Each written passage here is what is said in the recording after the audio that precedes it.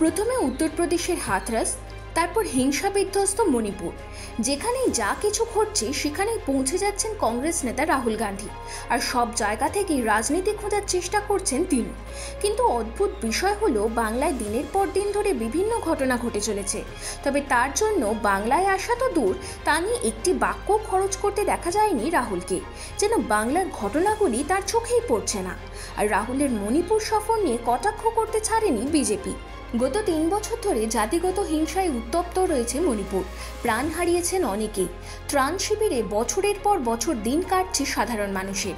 এই অবস্থায় কংগ্রেস সাংসদের মণিপুর সফর খুবই তাৎপর্যপূর্ণ বলে মনে করা হচ্ছে। এনডিএ সরকারের তৃতীয় ইনিংস শুরু হওয়ার পরই সংসদে মণিপুর নিয়ে সরব হয়েছিল বিরোধীরা। বারবার এই ইস্যুতে সরকারকে অপদস্থ করার চেষ্টা করেছিল তারা। যদিও কেন্দ্রের তরফে বারবার জানানো হয়েছে মণিপুর সমস্যার সমাধান করতে বদ্ধপরিকর তারা, যদিও তাতে কান দেয়নি বিরোধীরা। আর এবার তা নিয়ে রাজনীতি করতে সোজা মণিপুরে পৌঁছে যান রাহুল। জিরিবামে ত্রাণ শিবিরে যান তিনি। সেখানে থাকা মেতেই সম্প্রদায়ের মানুষের সঙ্গে দেখা করেন। সেখান থেকে সড়ক পথে চূড়াচাঁদপুরের উদ্দেশ্যে রওনা দেন। সেখানে জাতিগত হিংসায় ঘরছাড়াদের ত্রাণ শিবির পরিদর্শন করেন, কথা বলেন স্থানীয়দের সঙ্গে। এরপর সাংবাদিক বৈঠক করে বিজেপি সরকারকে কটাক্ষ করেন তিনি। कि अब मैं आया हूँ, काफ़ी समय बाद आया हूँ, तीसरी बार है। 1 साल पहले आया था, फिर भारत जोड़ो यात्रा में आया और अब आया हूँ। मैंने सोचा था कि ग्राउंड पे काफ़ी इम्प्रूवमेंट होगा, मगर दुख की बात है कि वो इम्प्रूवमेंट नहीं हुआ। कैंप्स में मैं कम्युनिटी से मिला, उनके दिल की बात सुनी, दर्द आंखों से देखा, सुना। और मैं सिर्फ ये कहना चाहता हूँ कि नफरत और हिंसा से आगे कोई रास्ता नहीं बनेगा। मोहब्बत से, भाईचारे से, रिस्पेक्ट से सॉल्यूशन निकल सकती है, बातचीत से सॉल्यूशन निकल सकती है। मैं राजनीतिक बात करने नहीं आया हूँ। गवर्नर से हमारी बात हुई, हमने उनको बताया कि देखिए, जो भी हम कर सकते हैं, कांग्रेस पार्टी कर सकती है, मैं कर सकता हूँ, हम करने के लिए तैयार हैं। मगर हम खुश नहीं हैं। जो प्रोग्रेस हुई है उससे हम खुश नहीं हैं, क्योंकि हमें नहीं लगा है कि प्रोग्रेस हो रही है। आखिरी बात मैं कहना चाहता हूँ, और मैं प्रधानमंत्री से रिक्वेस्ट करता हूँ कि वो देश के प्रधानमंत्री हैं।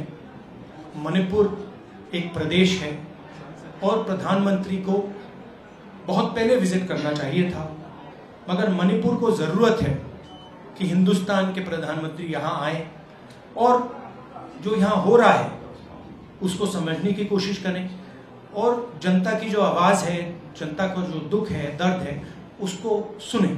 এদিকে রাহুলের মণিপুর সফরকে কটাক্ষ করতে ছাড়েননি বিজেপির আইটি সেলের প্রধান অমিত মালব্য। নিজের এক্স হ্যান্ডেলে এ প্রসঙ্গে তিনি লেখেন, মণিপুরে জাতিগত সংঘাত কংগ্রেসের উত্তরাধিকার।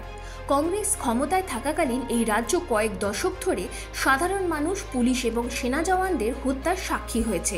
সেই সঙ্গে গত কয়েক দশকে মণিপুরে হিংসার মৃতের পরিসংখ্যান তুলে ধরেন তিনি। লেখেন, 1990 সালে 300 জনকে খুন করা হয়েছিল। 1993 সালে মৃত্যু হয়েছিল 1100 জনের।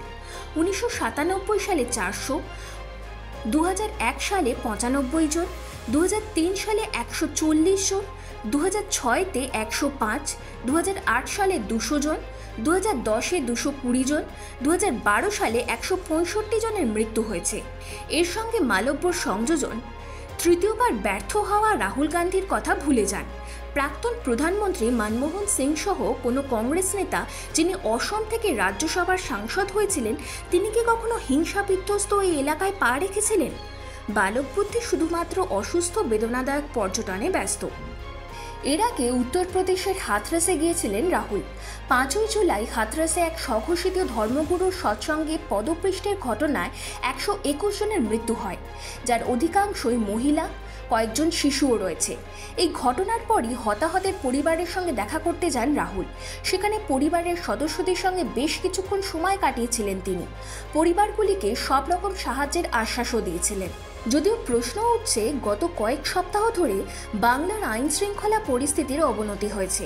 এমনকি বিভিন্ন প্রান্তে বারবার টার্গেট করা হচ্ছে নারীদের। গণপিটুনি, তৃণমূল নেতাদের মাতব্বরি লেগেই রয়েছে, কিন্তু তারপরও একবারও বাংলায় পা রাখেননি রাহুল। এমনকি তা নিয়ে কোনো মন্তব্যই করতে দেখা যায়নি তাকে। শুধুমাত্র বিজেপি শাসিত রাজ্যগুলিতে গিয়ে রাজনীতি খুঁজে বের করাই তার মূল লক্ষ্য। আর তৃণমূল যেহেতু বিরোধী জোট ইন্ডিয়ার মধ্যে রয়েছে, তাই বাংলায় শত অপরাধ হয়ে গেলেও তা নিয়ে মুখ খোলার সাহস দেখাচ্ছেন না তিনি। এই প্রসঙ্গে রাজনৈতিক বিশ্লেষকদের মতে রাহুল খুব ভালো করেই জানেন এই মুহূর্তে কংগ্রেসের অবস্থা ভালো নয়। শরিকদের ছাড়া এক পাও চলতে পারবে না হাত শিবির।